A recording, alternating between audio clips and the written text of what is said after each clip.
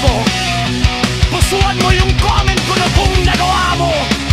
Isipin nyo na lang na kung gaano kasakit yung nangyari sa kanya na yun, diba?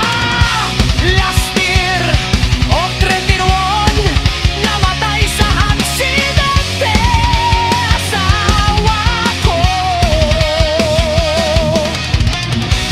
Sobrang biglang maaga ko natulog, di ko na siya inangay kasama nagkakapasa.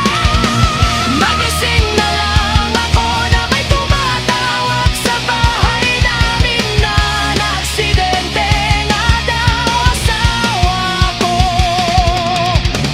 Sobrang bilis ng pangyayari, dead on arrival, napuruhan tulog niya.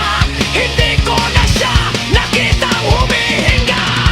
Nung nakarating ako sa scene, ko nagpulot ng mga daliri niya.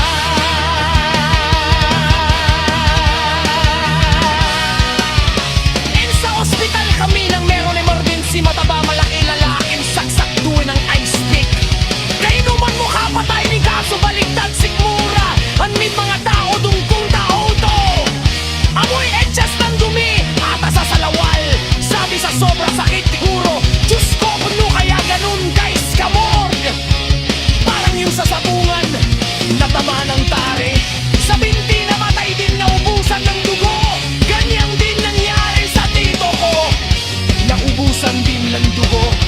Disgrasya sa motor, ako po nadali ng yero. Pinatay po namin po nila mama. Yes po, naranasan ko yung biglang pagbanaw ng aking pamangking.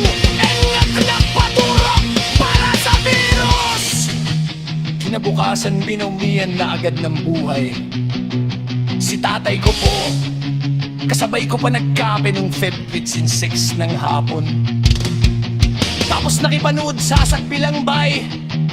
Pag-uwi niya ng 9 PM, makala ko maghahapunan siya. Noon plahirap ng huminga. Dinala ko agad sa hospital. May kasakit na siya sa ambulance. Papanita, pababa nung isinakay na siya sa wheelchair. At pagpasok minin sa emergency room, bigla lang sang yumuko nung hiniga siya sa bed. Wala na agad heartbeat at oxygen sa tawan. Nilapati ko siya, pero sumuko din siya. Every time optic, lain palbi.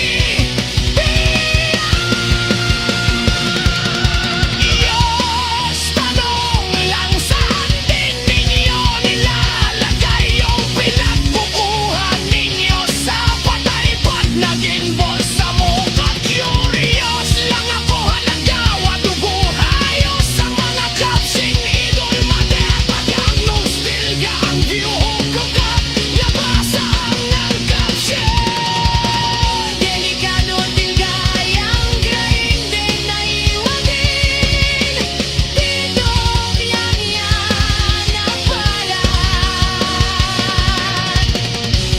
Pero ikin siyang aon, isang simpleng aksidente.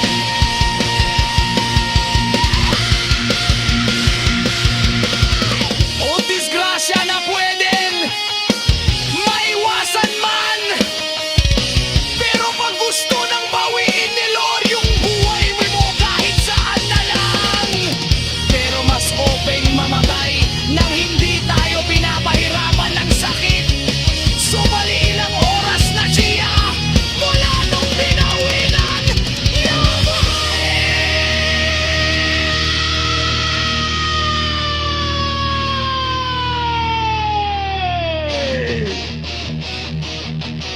Hinintay ko kung sasabihin mo kung gaano nakatagal siya. Pimatay kaya napasukan na siya aramhain. Kaya sa lahat ng power tools, pinakaayaw ko sa lahat yung grinder. Ang dami na nakaksidente, dyan dahil ko sana makapagtayo ng yusong ba't patapos ang may haon. The church administration of